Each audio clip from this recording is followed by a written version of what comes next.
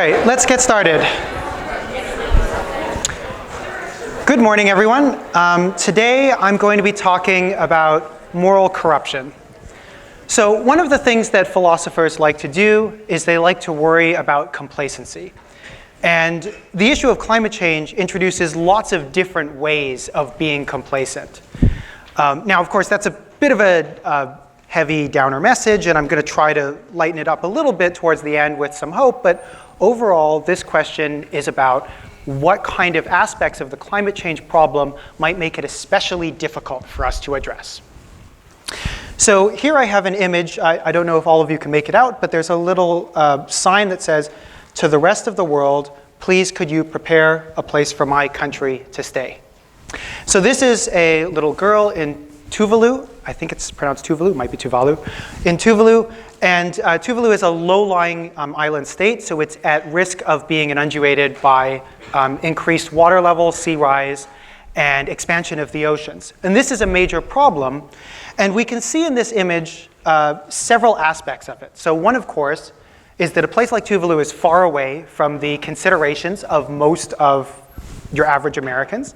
Most people don't think about these places which are spatially and geographically very far away from us, whose concerns we don't normally think about, and whose countries we might not be able to find on a map. And then, of course, we've also got the aspect, as well as spatial distance, we've got this generational or temporal distance, right? Because this little girl is writing this message probably to the older generation that has power, political power, social power, economic power. But of course, younger people don't have this kind of power. So we have this intergenerational problem as well. And then finally, in the background, and here the image is a bit small, so you might not be able to make it out, there's all sorts of garbage. So we see this ecological aspect. This environment is degraded. There's all this trash that is washed ashore. And then there's all this damage that we see in terms of the animals, in terms of the ecosystems, and in terms of other kinds of beings that might be damaged by the waste of the rich West, we might say. So here we see in this image this mix of these three aspects, this sort of geographical distance, this temporal distance, and this ecological distance. And then finally, the thing that I really love about this image is her smile. And she's got sort of a slightly mischievous smile, maybe an annoyed or a confused or an interested or intrigued, maybe cheeky. But I think that also gives us this sense that even though there are all of these sources of challenge for thinking about the climate change problem, there's this sort of attitude that I think is interesting to put together with all of these concerns. And that's basically what I'm going to be talking about in this lecture. But before I start, I'm going to ask you, what are some of the effective ways that you can address your carbon footprint? And of course, I'm going to do this because part of what we're thinking about when we're trying to overcome corruption is what we can do. And I want to do this just as a sort of an opening exercise. We all know a lot after doing many sessions of this course about what kind of things are appropriate for dealing with the nexus problems, and in particular, dealing with the climate change aspect of the nexus. But then I'm going to move into this aspect that Stephen Gardner calls the perfect moral storm. And the idea of the perfect moral storm is that there are all of these different contributing factors that lead to make it a really, really difficult problem to solve, to think about, and to address. And there's four major aspects of the storm, which I'm going to call its components. So there's this spatial or global aspect that, of course, we contribute to it in a global way, and it is manifested in a global way. We have effects all around the world. It's intertemporal. That means that we have these lagging effects. When we emit, the effects don't happen immediately. And of course, they're long-lived in the atmosphere. And then thirdly, we have this ecological aspect, which is where the entities, whether those are ecosystems or animals or living beings that are affected, don't have any engagement in our system and are not represented.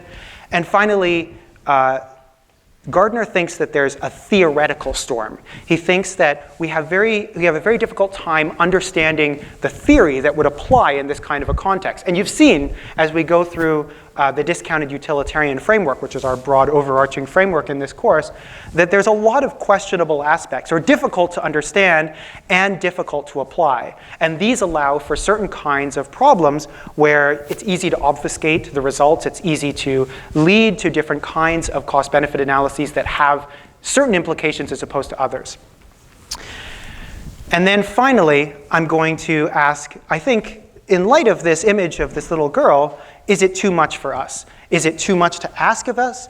Why us? And is it too much to deal with? And I think that there's some very interesting philosophical issues that are raised here, and I want to quickly give you some ideas of ways that philosophers have thought about that very, very large question.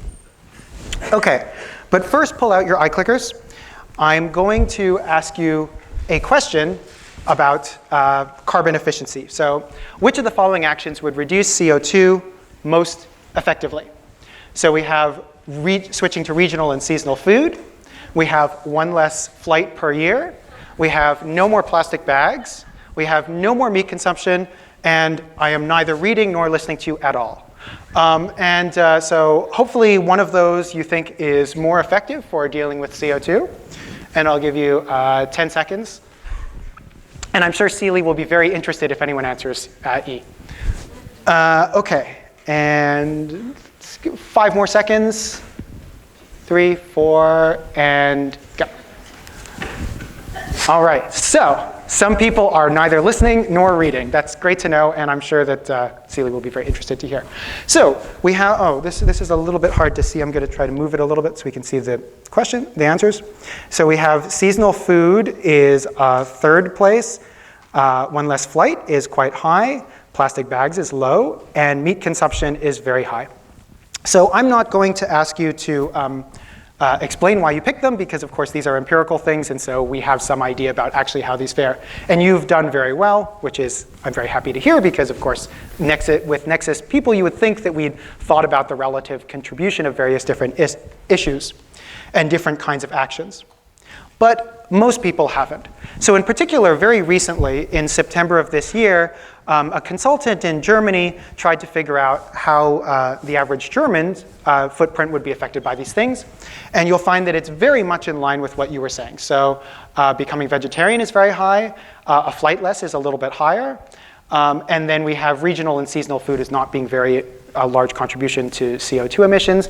And plastic bags is so low that it's not even on the chart. So that should hopefully not surprise you too much.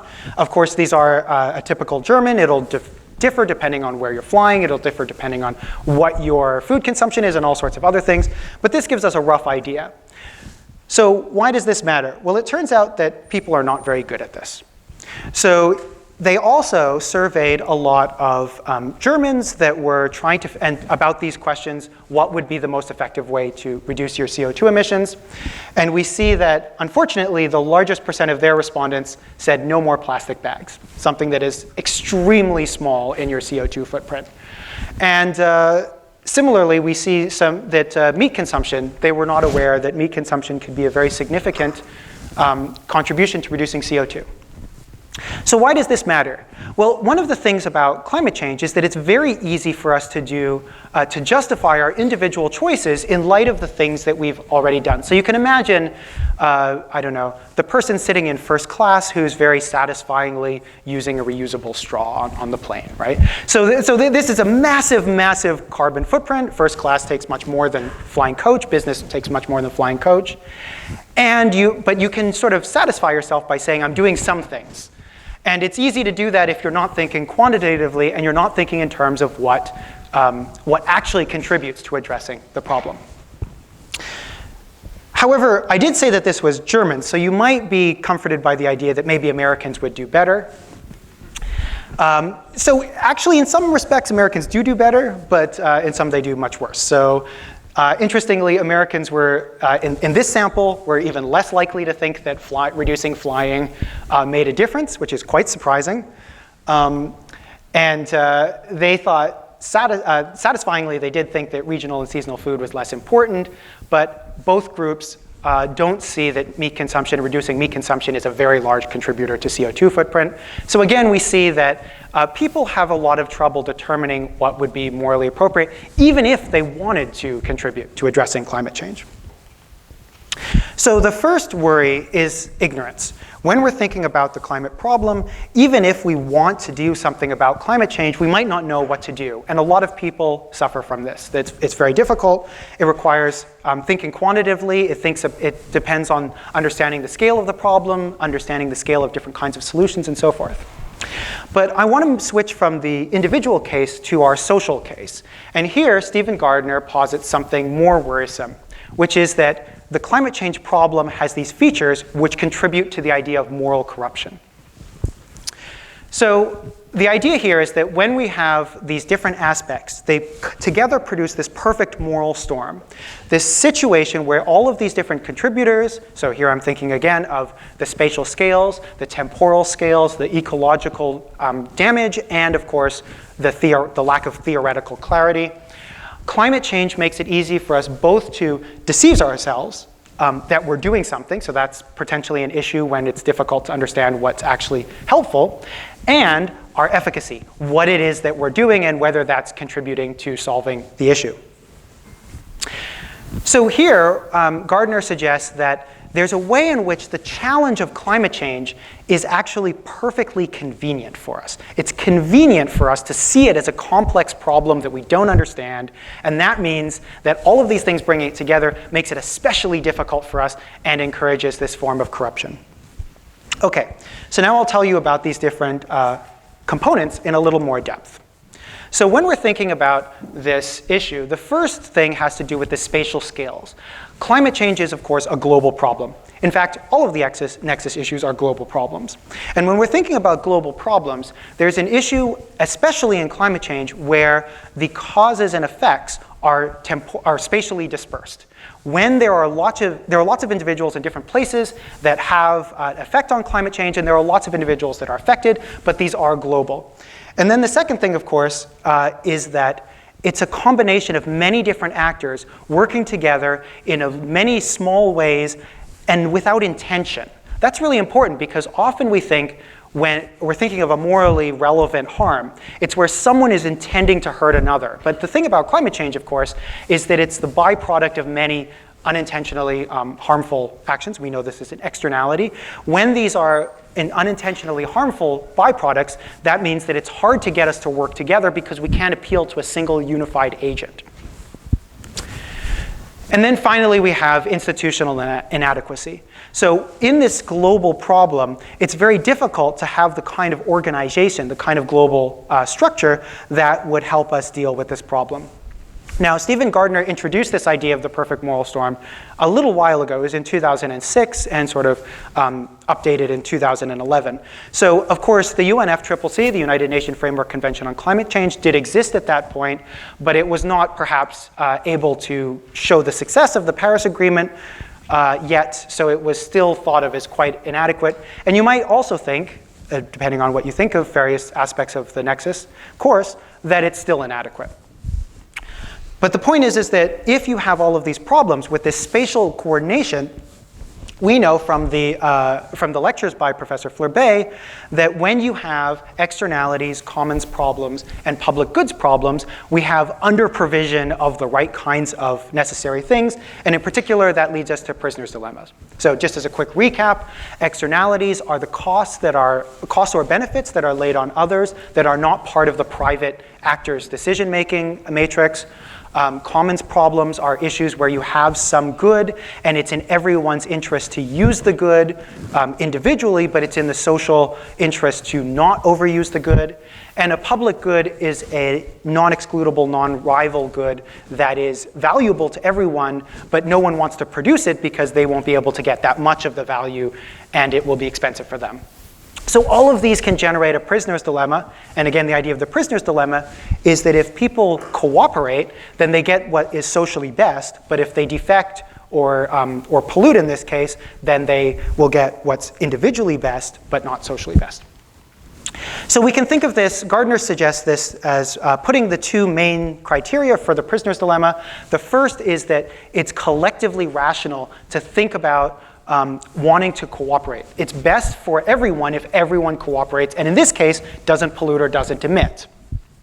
So each agent prefers the outcome produced by everyone restricting their emissions over the outcome where no one restricts their emissions.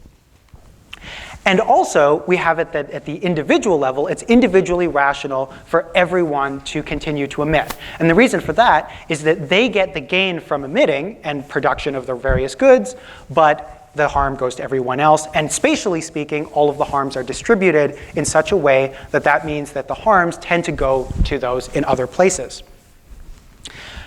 So these incentivize a kind of spatial corruption. We would think that we would have reasons to avoid dealing with it because the effects are so spatially spread out, and that's going to be an issue in order to generate cooperation. Now, Gardner says a lot of people have talked about climate change as a prisoner's dilemma, as we have in this course. They talk about it as a prisoner's dilemma in the media. They talk about it this way potentially in political debates and in just everyday discourse. But that's not accurate. And in particular, Gardner wants to say that this is a worse problem than a prisoner's dilemma. And as we know, there are ways that prisoner's dilemmas have been addressed in reality. When people do share certain kinds of resources, we know that there are ways that people have developed of addressing and sharing those resources. And in particular, they generate norms, they generate habits, they generate social groupings, and various kinds of informal agreements that when they know they're facing the same people, they can work together. But this is going to be harder in the climate change problem because it has this, what he calls, intergenerational storm. So what we're going to see is that the prisoner's dilemma has a more complex or a more difficult version in this context than it does in the traditional prisoner's dilemma, which is addressable when you have these kinds of groups. So why is this? Well, now we have intertemporal dispersion of cost and effect. So we have it that climate change is resilient. The impacts of emissions are long-lived. So also we know from the Nexus course that depending on which greenhouse gas you're talking about, how long-lived it will it'll depend on which gas you're talking about. So methane is relatively short-lived in the atmosphere, and carbon dioxide has a very long residence time in the atmosphere. But regardless, given that climate change is primarily caused by CO2, and CO2 has a very long half-life in the atmosphere, that means that a large amount of the problem is going to last for a long time. Similarly, climate change is what he calls backloaded and substantially deferred. It's backloaded in that the impacts, of course, are highly delayed. They'll occur over a long period of time. And in particular, if you're imagining that each generation is temporally isolated, then it'll only happen to future generations and not the current one. And it's substantially deferred. The benefits of addressing climate change in terms of mitigation, again, take a long time to take effect, and that means that it's not going to be beneficial to the people who are themselves mitigating to address the problem. So this intertemporal problem also has issue in terms of fragmentation of agency. In the global problem, we have this possibility of generating global international agreements. But when we're talking about intertemporal agents, if we imagine that many of those affected don't yet exist, there's no way of generating the right kind of agreement. There's no way of having this kind of meeting or generating the right kinds of norms. And that makes it harder to solve. And then finally, institutional inadequacy. So on the global stage, we don't have the right kinds of bodies that would be able to enforce global laws, that would be able to hold various emitters accountable regardless of jurisdiction. But it's even harder when you're talking intertemporally, because you have to be able to commit yourself over time, and it's very hard to generate the kinds of institutions that would have this intertemporal impact. And this is exacerbated by the fact that political actors have incentives to think in the short term.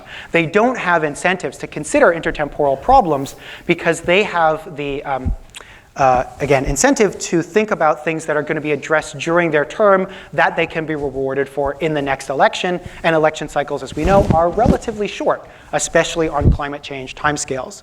So it's very difficult to address a problem when it's costly up front and the benefit is not going to come in time for you, for your voters to see the results.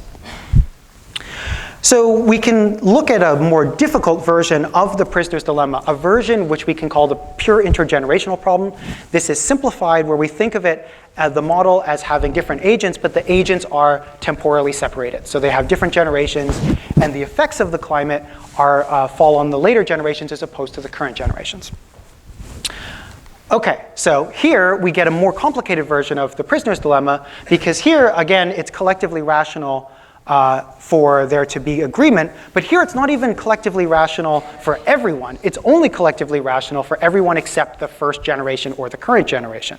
Why is that? That's because the first generation would rather that there was no agreement, because they're going to have to reduce emissions and no one else is going to compensate them for it. The second consideration is the idea that it's individually rational for every generation to cooperate. This is going to be the case in this situation because each generation doesn't get the benefit of cooperating themselves, only the next generation gets it. And that means that it's going to be more costly for them to deal with this problem when we're thinking about the pure intergenerational version of this issue. So just like we got that spatial corruption with the global storm, we get this intergenerational or intertemporal corruption with this intergenerational storm. Again, we get these twin aspects. The first is that every generation is going to have trouble mitigating because they're not going to get the benefits, and that they're going to want to, there's not even going to be the possibility of generating the right kind of institutions, because that would require interacting with individuals that don't yet exist and generations that don't yet exist. Okay, so that's the second of the four. So the third we're going to call the ecological storm. So this is represented by the waste or the damage to the ecosystem that is shown in that first image. And here the idea is that when we're thinking about climate change, we have the effects largely fall on non-humans, whether those are living beings, whether those are sentient beings, or whatever. We're going to have effects across species. And broadly speaking, again, as we saw in my last lecture, it's very difficult for us to figure out both how to measure those kinds of impacts and how to think about why we should care about them, because generally speaking, we don't care about non-human species. So it's worth thinking a little bit here about why this might matter if you adopt one of those four positions. So before I said we could think of ourselves as anthropocentric, we could think of ourselves as sentientists, we could think of ourselves as biocentrists or ecocentrists, and all of these, of course, would have very different responses to how this would matter in terms of dispersion of cause and effect. And again, we have institutional inadequacy. When we're thinking about this ecological storm, it's really difficult to think about what kind of structures we would want that would properly address this kind of issue. So there's a lot of creativity in the literature about ways we might do this. I believe it's in Finland, they have a representative for future generations. So that's an individual that is actually tasked with, in Parliament, representing future generations. You could have something like that for animals or for other non-human living beings. But that's really difficult both to introduce, and of course it's difficult for that individual. Just because it's their job doesn't mean that they have a good idea of what kind of harms might be visited on those different beings.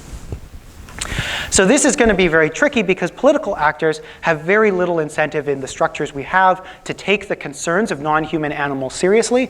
And it's especially difficult when we think about the harms that are going to be hard to measure, that are going to be hard to categorize. And so again, we have this issue where we have a difficulty thinking about nature as something that we should respect, or various non-human beings as things we should respect, and ways of thinking about them as not exploiting them. So Stephen Gardner puts this point a little controversially. He says that this leads us to a certain kind of a colonization of nature.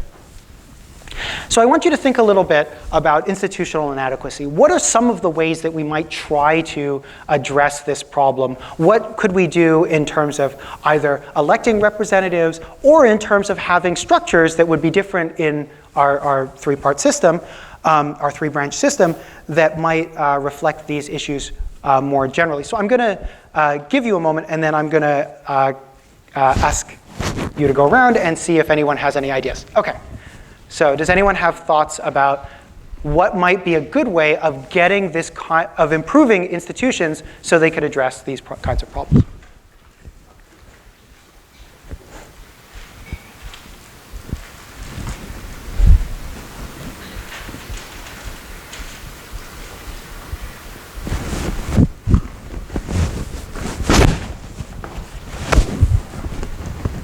Professor Paul spoke about educating judges about the effects of climate change on like people's lives and coastal flooding and things like that. So perhaps also educating judges about the effects of the species and might be a way to introduce this kind of storm into law.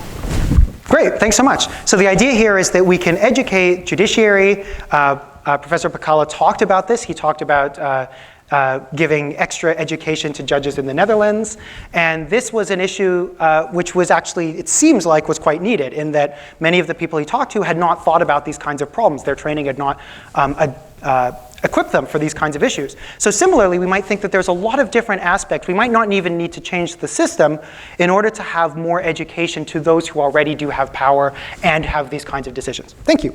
So this is going to be really difficult, and it's going to require people to either learn more or to have different kinds of people who might be more concerned about these kinds of issues. Okay, so the issue here is that once we have all of these storms, Gardner thinks that what's going to happen is we're going to cloak ourselves in the difficulty of having the right kind of theory to address it. So he thinks we're going to say, look, there's all of these challenges with addressing climate change and these kinds of global issues, and so that means we are not going to do so, and we're going to blind ourselves by saying, well, we don't even know what would be required anyway. And here's where moral philosophy comes in. It's very difficult to get the right kind of theory that would give you a systematic way of addressing these kinds of complicated problems. So Gardner talks about a lot of different issues here, and he talks about a lot of theories, but I'm going to discuss his critiques of discounted utilitarianism, because discounted utilitarianism is, again, the framework that we're working with in the Nexus, and it's good to hear the kinds of critiques that philosophers come up with. So the first thing he says is actually sort of in favor of discounted utilitarianism. He says it was actually kind of difficult to criticize discounted utilitarianism. If anyone says discounted utilitarianism gives you bad outcomes in a particular situation, adopting it gives you bad outcomes, then they're not understanding discounted utilitarianism. It's the one that gives you the best outcomes. So in some sense, it's changeable, it's adaptable, and it adopts whatever kinds of tools are helpful for actually giving you the best results. But regardless, we might think that there's issues about discounted utilitarianism. And in particular, we know that the common way of dealing with climate change in the United States is through cost-benefit analysis. And Gardner is very, very concerned about cost-benefit analysis. So first, we have it that cost-benefit analysis can lead to opacity. The future is really difficult to set up in our scenarios, and it's really difficult to know what the impacts are going to be, what the social responses are going to be, and how society is going to act in terms of climate change. And that means that in our analyses, it's going to be really difficult for us to properly represent the future. So there's this famous quotation, prediction is hazardous, especially about the future.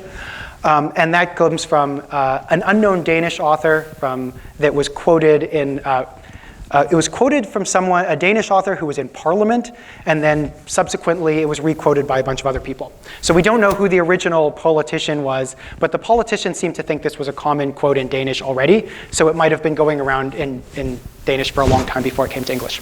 Anyway.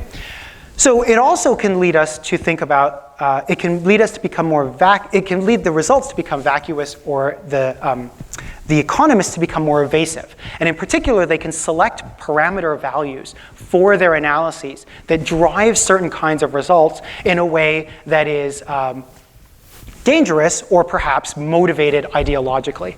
And here it's worth going back to the original reason that cost-benefit analysis is so important in the United States. So originally, it was brought in by the Nixon administration, and the reason was the Nixon administration didn't want to introduce any environmental legislation.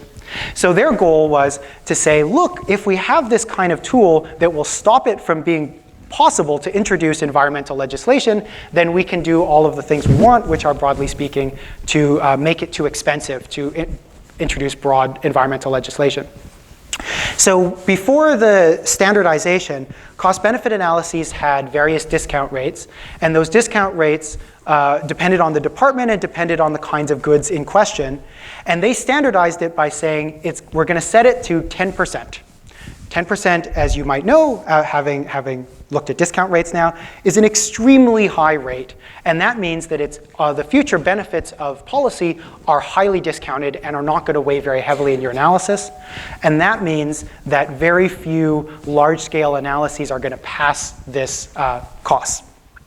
And so here we can see that these kinds of so they introduced it in the sense that it was giving certainty and unity and uniformity to all of these different departments, but actually what it did was help them justify certain kinds of ideological justifications that they already had. And Gardner is concerned that cost-benefit analysis in general could do the same thing. So this brings us to discounting. So he says that discounting is unethical. We shouldn't think of future impacts as any less valuable than present impacts. Now, of course, this is very common among moral philosophers. For whatever it's worth, I happen to disagree. But it's very common to question discounting. But it's very important to remember that there are two discount rates in Ramsey's rule. I hate to bring up memories of the midterm for you so soon. But there are two discount rates in Ramsey's rule. So one is a discount rate on dollars, and the other one is a pure discount rate or a discount rate on utility. And it's worth remembering that they're different, and you might have different justifications for considering one over the other. But the point is that discounting, many philosophers think, is unethical and is not justified in general usage. Finally, as I said at the beginning, utilitarianism is sort of changeable. It takes whatever method is actually most helpful in a given circumstance. And so we might think that cost-benefit analysis, and in particular Gardner thinks that cost-benefit analysis is not might not even be the best way to be utilitarian. And the reason for this is that when we're thinking about how to produce the best outcome, you can think about it in terms of each individual act, or you can think about it as rules that you apply in general. And the cost-benefit analysis is thinking about it in terms of every given policy. And if you're thinking about choosing your action on the basis of every given policy, that's going to be highly expensive to do. It's going to be very time-consuming. It's going to be very difficult. And it might not be as effective overall in producing the best outcomes as perhaps general rules. OK. So the idea here is that we've looked at all of these storms. And if you pull out your iClickers, I'm going to have you vote on which of these you think is most important. So the idea here is that we have this global storm. The global storm talks about the spatial scales involved in climate change and the dispersion of spatially dispersed outcomes, both causes and benefits. And of course, we have it that the intergenerational storm is that there's different generations that are going to be affected. Now, of course, this is a little different today than it was when Gardner was writing. When Gardner was writing in 2006, we didn't have this sort of youth-led movement, which I think makes it for a little bit more different when you're thinking about the intergenerational aspect. This ecological storm, I've put in another, I am still neither listening to you nor reading these answers, and the theoretical storm, which is the difficulty of setting a proper theory. All right. So we have the largest is the intergenerational storm. So even though we have it that of course, we don't have it that the generations are purely intergenerational, we might still think that there is this intergenerational impact because the effects are so widely dispersed over time. So I'm going to ask someone to tell me why they picked one of the other answers, and then I'm going to ask someone to tell me why they picked the intergenerational. So first, someone who's willing to tell me why they picked any answer except B.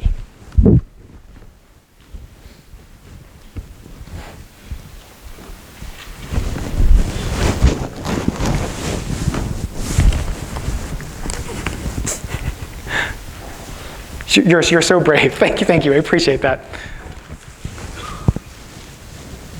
I chose answer 5, the theoretical storm, because even if you take into account all the other issues, the margin is an obstacle for many people in thinking about climate change is like it's in their minds and think that they can't do it because they don't have enough information, and also they kind of propagate to their friends, like, oh, how can I make a difference? Like that whole, how could one vote? Why do I go vote? If one vote won't make a difference. Like why would I, use less plastic or eat less meat if like one person's not going to make a difference? So then it's like kind of, I think it's mainly mental. I think that's a fabulous answer. So there's a lot of discussion in both the in the climate ethics literature and in many other literatures about this aspect of whether individuals make a difference. And you might think it depends on whether there are thresholds in the system and what your likelihood of crossing those, of helping cross those thresholds or of crossing the threshold yourself is. But you might also think that the problem is so large and that the amount of emissions that are anthropocentric is so large that any small pulse that's a function of my flight or my food or my car or my whatever is going to be so small that it's trivial and it can't actually have any effect in such a large system. And both of those are views that are held in the literature. I happen to be sort of more sympathetic to your position, which is, well, if you're going to, first of all, that you can, sometimes you're going to be relevant in terms of crossing thresholds, but even if not, you have some sort of signaling effect, that you can model the kinds of norms, you can generate the kinds of norms through acting well that will help them grow. And of course, we know that the thing about norms is that they're highly unpredictable. When some people engage or adopt a certain moral view, for a long time there'll be a fringe, and at some point that will tip over into the mainstream. Often because someone adopts it who is very influential. So I think that's a great answer. So someone want to explain why they picked intergenerational storm?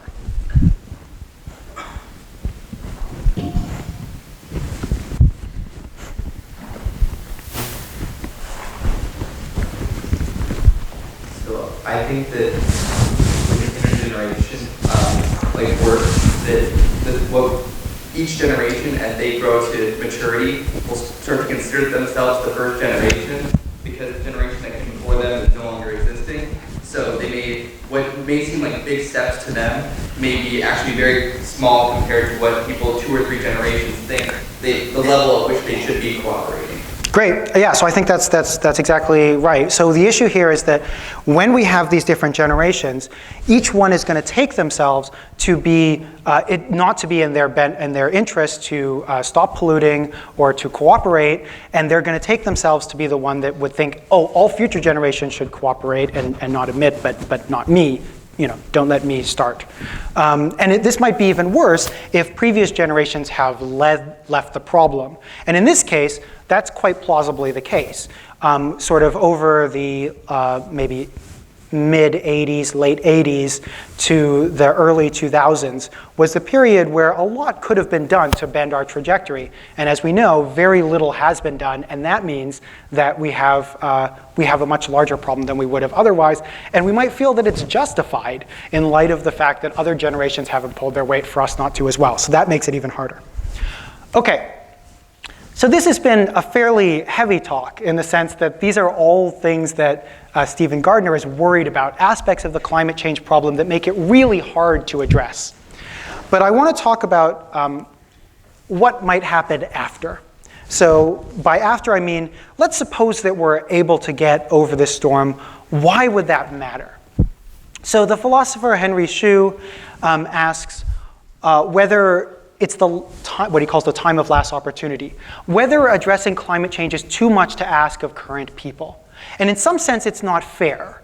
It's not fair because other generations did not have, there are many problems that every generation faces, but this kind of a problem only gets addressed by a certain period, by a certain group of people over a certain period, and that includes us or currently living people and some previously living people.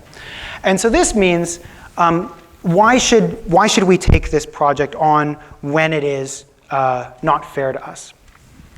So one answer is from the philosopher Anya Karnine.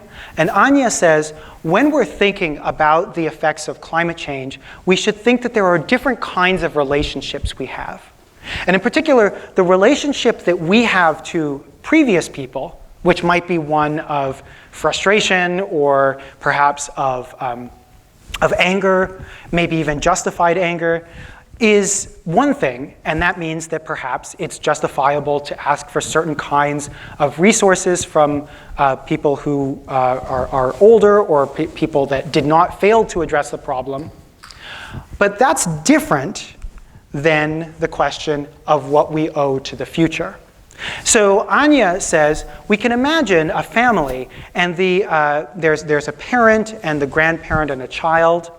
And if the grandparent did things poorly or was neglectful or hurtful in some way towards the parent, that might well justify the parent being distrustful or angry or vindictive towards the grandparent. But it doesn't have anything to do with the parent's relationship with the child. The parent doesn't owe the child the same kinds of mistrust or neglect or lack of care that the grandparent showed to the parent, and that we should think of these obligations as distinct.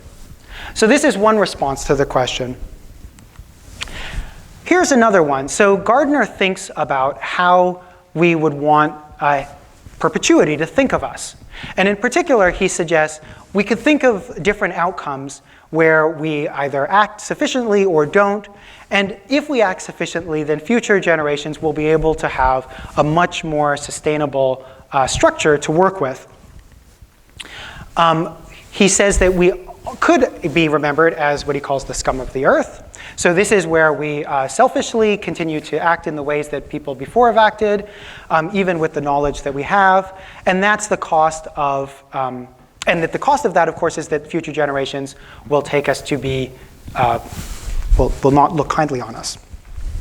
But he says that the alternative, where we have, where we become what he calls the greenest generation, and in this way, something like the greatest generation, is something that would allow us to have, first allow us to hope for something better, and also allow us to be looked at in a way that we would probably want to be remembered by future generations. So even though it's an issue where even though we have this unfair burden, the chance to bear it, the chance to come to this position which we found ourselves in, is something that's valuable because we could put ourselves in this great position. Okay. So I'll quickly go through the main things I want you to take away in the learning goals, and then we're good for today. So the first thing I wanted you to talk about, to understand, is that people have a lot of ignorance about how to actually address their emissions, their carbon footprint, and that makes it really difficult for us to act, even if we wanted to act. But of course, Gardner thinks that in many cases we don't want to act, and we're good at blocking ourselves, manipulating ourselves so that we don't act and we don't take it seriously. And in particular, that's from the spatial dispersion of effects, the fragmentation of agency, institutional inadequacy at spatial scales, at intertemporal scales, and also even when we're talking about different ecological beings, whether those are any kinds of other living beings or ecosystems. And then finally, when I wanted to think about this question about why us, or is it fair to us, Shu thinks that we should ask this question because it's the time of our last opportunity, and he's driven by something like fear. He's worried about the fact that we won't act in this way. Anya Karnine suggests that when we think about this issue, we should distinguish between our relationship with previous generations and our relationships with future generations, just as we would if we were thinking of a family and we were thinking about the relationship between the different individuals in the family.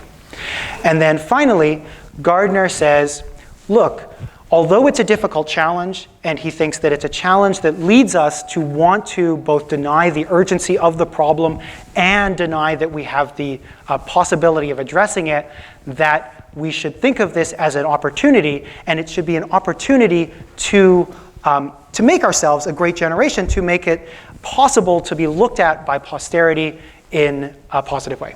All right, thank you very much.